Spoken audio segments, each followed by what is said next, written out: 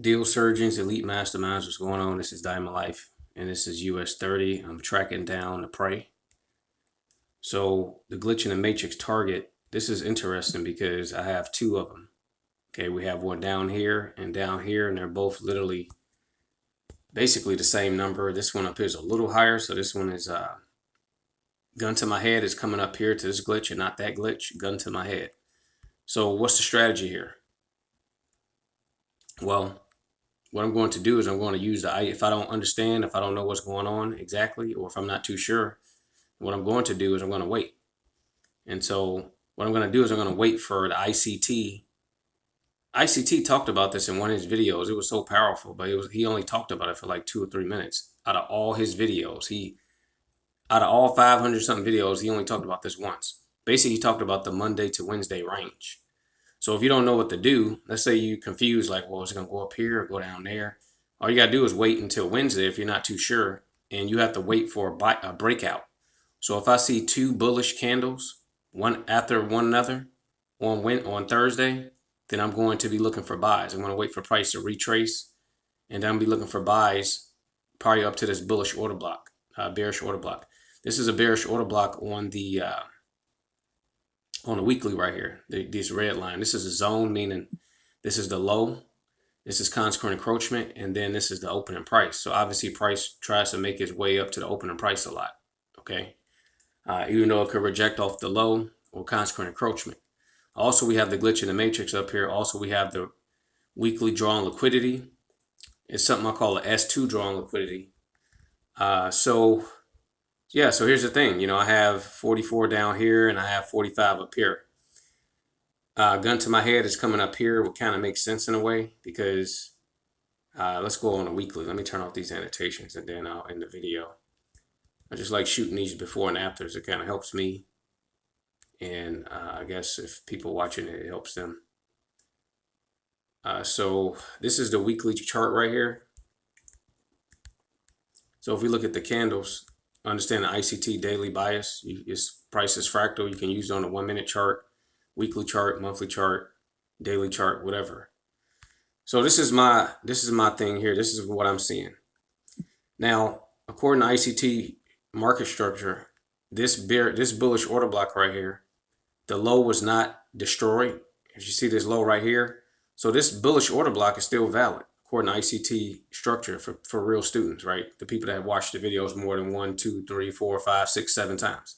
So this order block is still valid because this wick right here didn't take the low, and we have mean threshold right here. This is on the weekly chart, and no candle closed below it last week. So I'm thinking usually the drawn liquidity would be down here, but based on the structure, I call this an S2 drawn liquidity because it did close below the last week's low. But if you look at the body, it closed above 50% of the range. Okay, and it didn't close below the mean threshold here. And so I see this right here. This bullish order block is still valid because the low wasn't disrespected yet. It got close to it, but it didn't. So I see the drawn liquidity as being up here for the week, and that's that blue line I showed you earlier. And if it keeps going up, which it probably will, because the glitch in the matrix was higher, it's probably going to reach for the bullish order block here, which is valid, most valid because it's higher than this one. You understand that? This is you can look to the left all you want, but you have to look at the highest up close candle. That's the most valid bearish order block, which is this one. So that's that zone I just showed you with the 3 lines. Okay.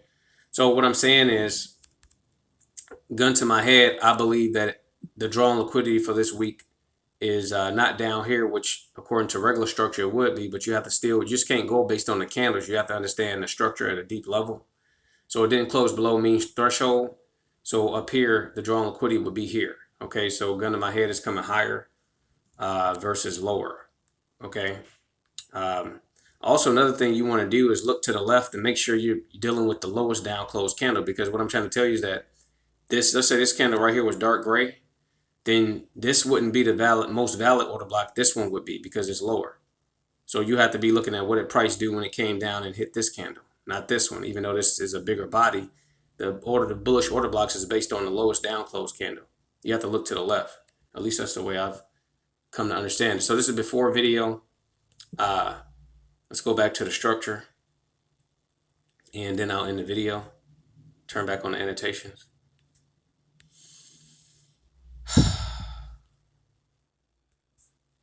Okay, so like I said, what I'm going to do is I'm just going to be patient because with US30, it will take your lights out if you get in the wrong area. Obviously, I'm not. If I plan on going, think price is going higher. Only a fool would chase price. Okay, so I'm going to wait for price to retrace. Okay, back down to, if you look at the chart, this is another tip that I learned from Trader SG. And ICT even talked about it. You got to sometimes look at the chart and imagine if it was flipped upside down. Okay, this really has helped me out.